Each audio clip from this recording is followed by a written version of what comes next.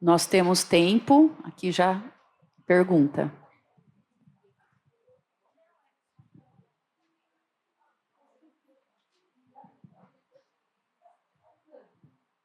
Então, eu faço enquanto não aparece.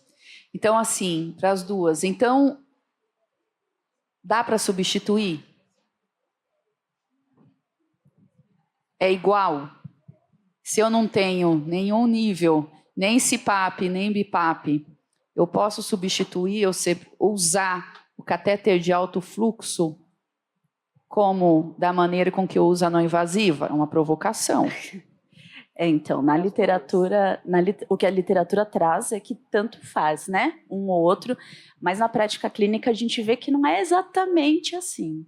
Né? Normalmente o paciente que ele precisa do alto fluxo, muitas vezes a gente acaba associando uma terapia ali com ventilação não invasiva em alguns períodos, exatamente por conta do desconforto que ele acaba trazendo, né? Desconforto respiratório, que o paciente cardiopata também tem, né? Por conta do edema agudo que ele acaba fazendo e tudo mais. A gente vê que na prática eles são similares, né, na literatura, mas na prática a gente vê que a VNI ela tem uma certa superioridade em relação ao alto fluxo, além do custo, né? Acho que superioridade a gente ainda não pode falar, porque depende do perfil de paciente. Então, assim, se você tem um paciente, 30% dos pacientes de terapia intensiva têm insuficiência de ventrículo direito.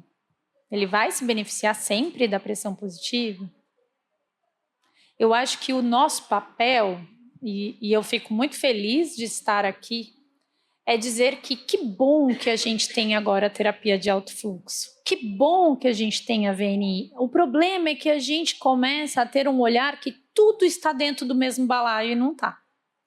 Porque se você for falar de VNI, você tem CPAP girador, você tem CPAP com circuitos e ventiladores específicos, você tem BIPAP com ventiladores específicos com um circuito único, você tem BIPAPs e CPAPs em ventiladores microprocessados com sensibilidade a fluxo, a pressão, rise time, enfim.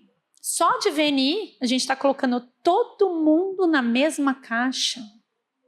É todo mundo que se adapta à mesma coisa? É tão fácil colocar um helmet? É tão barato? Tem na sua instituição?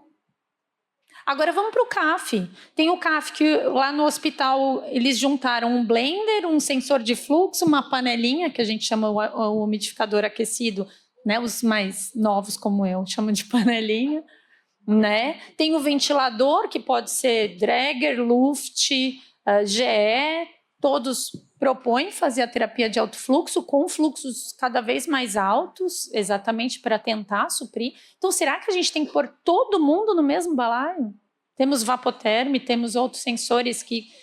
É todo mundo igual? A gente só divide, então, tem uma PIP mais alta, não tem? É isso que a gente vai fazer com o nosso arsenal tão rico?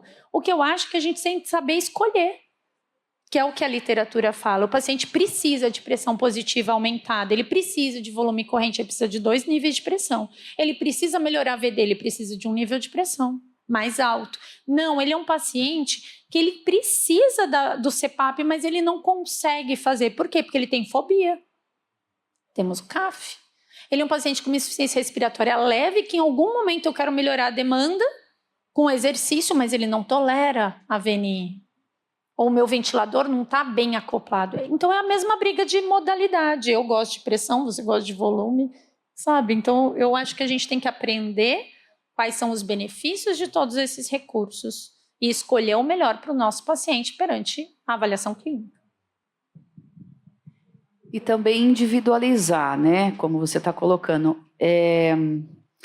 Os estudos mostram para a gente que PIP de 8, para manter o alvéolo aberto, eu preciso de PIP entre 8 e 10 centímetros de água, que isso diminui o processo inflamatório.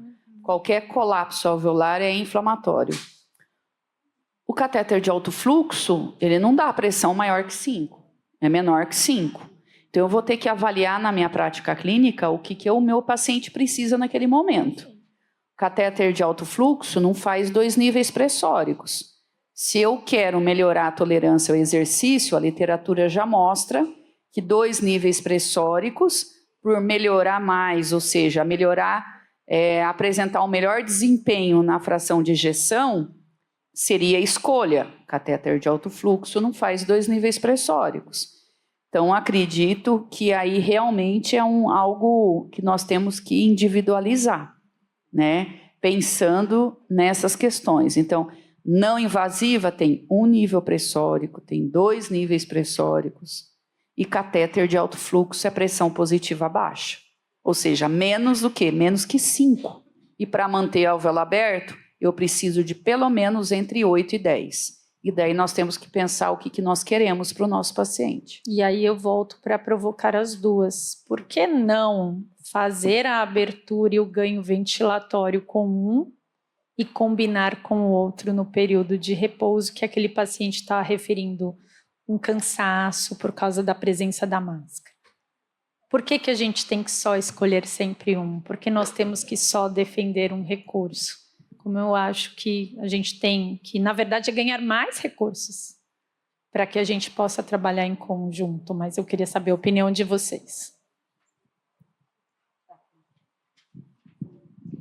Pode fazer a última consideração, doutora. Isso. Como foi colocado, né, por não ter diferenças em artigos, na verdade o CAF ele acaba sendo realmente uma alternativa, né? Como eu falei, na prática a gente utiliza muito o catéter nasal de alto fluxo associado à ventilação não invasiva, então períodos de ventilação não invasiva intercalando com o catéter nasal de alto fluxo, que a gente consegue otimizar inclusive os nossos resultados, né? Então eu acho que, para fechar, eu acho que não tem a resposta é um ou é outro. Eu acho que eles são terapias complementares, com objetivos similares, porém com algumas diferenças, né? Então, acho que é essa. Acho que a gente concorda nisso. E saber escolher bem para o seu paciente, saber avaliar muito bem, eu acho que é o caminho que determina usar um, usar outro, usar os dois. Ok, parabéns pela mesa, parabéns, doutora Camila, doutora Natasha. Agora, em função do horário, vamos dar início à próxima palestra.